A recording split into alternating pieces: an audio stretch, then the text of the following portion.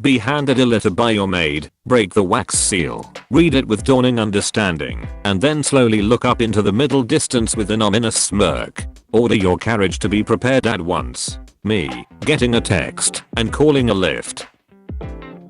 The Disney research company has created a room that wirelessly charges your phone as soon as you walk in. The copper pole at the center of the room sends out currents through the walls and floors that can charge phones, laptops, and other devices, so you'll never run out of battery within 15 feet of the pole. Spawn room. Friendly reminder that Nikola Tesla proposed using the ionosphere to do this on a global scale over a century ago, and the only reason we don't have that set up today is because capitalists wouldn't be able to make money off it. Also, because on his first experiment with the concept he blew out a power plant generator and killed a few horses. Happens. Wade Wilson kidnapped Hugh Jackman in Deadpool 3 because he's convinced he's actually Wolverine. He spends the whole movie lugging him around, but he's literally just Hugh Jackman. Hugh Jackman does everything to prove that he's Hugh Jackman. He sings, he tap dances, and he has an Australian accent. The reveal at the end of the movie is that Hugh Jackman isn't Wolverine, but Wolverine is Hugh Jackman. Logan went into witness protection in order to retire from being a superhero and having an alternate identity as an Australian actor who started his career in musicals was basically foolproof until Wade blew his cover story.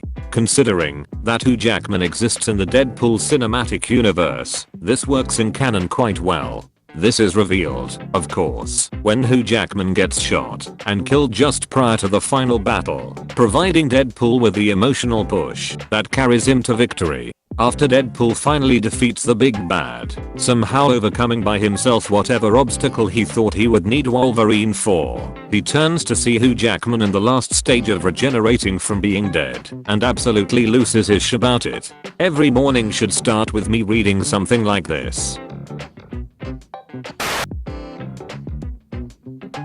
Julius Caesar is just some dude is tripping me out. Cleopatra. Louis XV. Julius Caesar yells at the Einstein brothers manager daily. Cleopatra is writing her PhD thesis and is sick of people undermining her intelligence. Louis XV is a business professional currently being investigated by ours. More takes from yours truly. Nefertiti is a child star who fell from grace but rose again like a phoenix. Alexander the Great is not gay and on academic probation. Caligula is under investigation by the FBI. If you have suffered a tragedy and someone says, "You're in my prayers with sincerity," and you respond with some egotistical sh about being atheist, you are an emotionally inept moron. For real though, like think about it. If someone is religious, there's really no kinder sentiment they can express than appealing to the highest power they know for your recovery. Whether or not you think it works is irrelevant. The kindness is absolutely real. All those posts, like, "Don't give yourself bangs during quarantine," "Don't dye your hair," "Don't shave your head," are honestly bullshit. This is the perfect time you're literally not allowed to leave the house for God knows how long. Do something crazy, who gives a F? Excuse me officer, but I believe I have the constitutional right to bear arms. Memento Mori ring. England, late 17th to early 18th century. You could put a skittle in there. Wouldn't a ring like this meant to be used to carry a little poison? But consider you could put a skittle in there.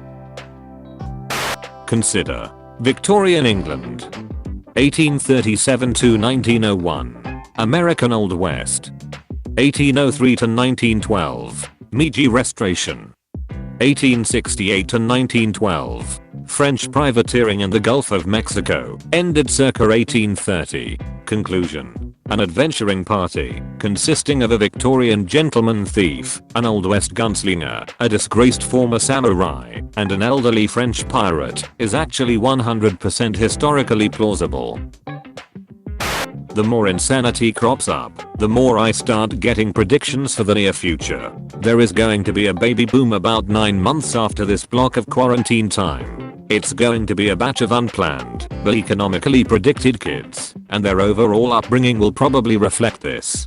Flip side, there is simultaneously, after quarantine, going to be a notable increase in people getting the snip, getting their tubes tied, as they realize they don't want any more fucking kids. There are parents with multiple children right now who just aren't capable of handling them all day every day without childcare or schoolers breaks. Even parents with one child are often struggling. There are going to be online schadenfreude compilations of people 1. Virtue signaling on social media that they are going out and living their life as normal because freedom, and then 2. Images, posts, and GoFundMes indicating that the person did indeed get infected. There are going to be people who lie about why their friends and family died. They will insist it was something unrelated.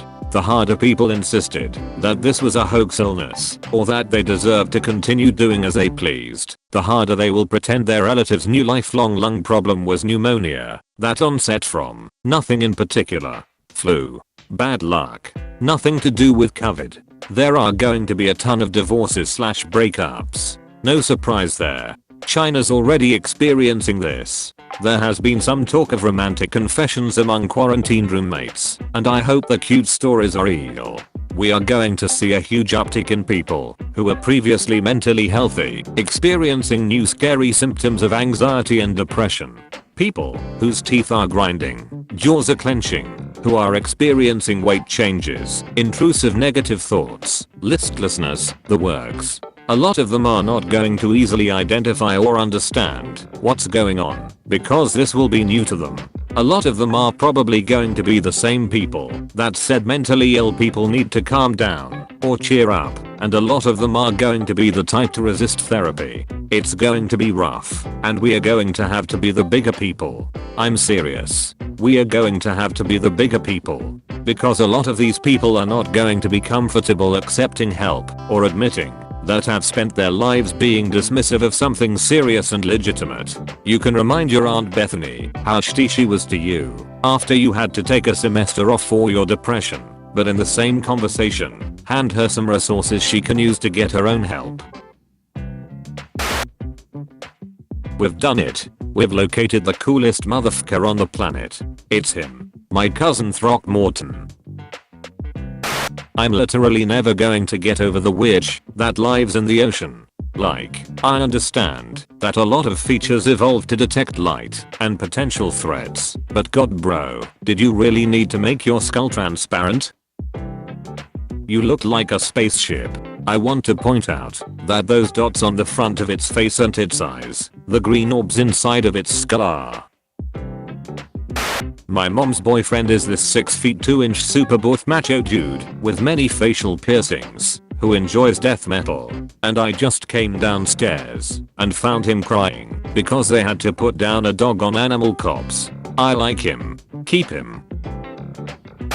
Till that when a domestic pig gets out into the wild, it will revert to a wild state in a matter of months, growing tusks, a hairy coat, and becoming more aggressive. Disappears into the wild and reverts into a great ape.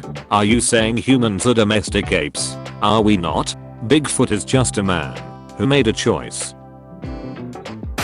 Fact of the day. The reason why you can't dig a hole through the earth and come up on the other side is because your shovel would melt. That's it. That's the only reason. What if you bring a second shovel that you put in the fridge beforehand to make it cold? Yeah, that'll work. Look at these colossal fucking lemons from the tree my brother has peed on every day since he was like 5 years old. I'm laughing/crying. I don't want any more messages about this. Listen up, UF. Apparently pee makes citrus plants grow well. He learned this from a movie called The World's Fastest Indian. It is a very good movie starring Sir Anthony Hopkins. A highly inspirational film. You will be compelled to purchase a lemon tree sapling and see a man about a dog on it every day for the rest of your life, and you will be blessed with lemons the size of footballs. Yes, we ate the pea lemons.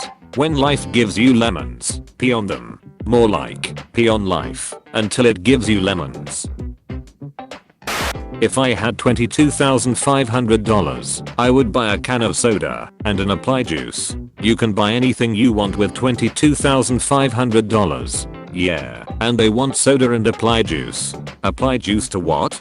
Directly to the forehead. Great post, guys. Despite containing both a Princess Peach and a Princess Daisy piece, the licensed Super Mario chess set does not designate either of them as a queen piece, making them both bishops. Instead, Luigi is chosen to be the queen piece. Our queen. This reminds of these kids I used to nanny. The eldest, 8 at the time, taught me how to play chess with this set. I remember him going over the pieces and stated that Luigi was the queen, and he, no joke, said because he's the nicest and you have to protect someone like that. That has always stuck in my head whenever I see Luigi now.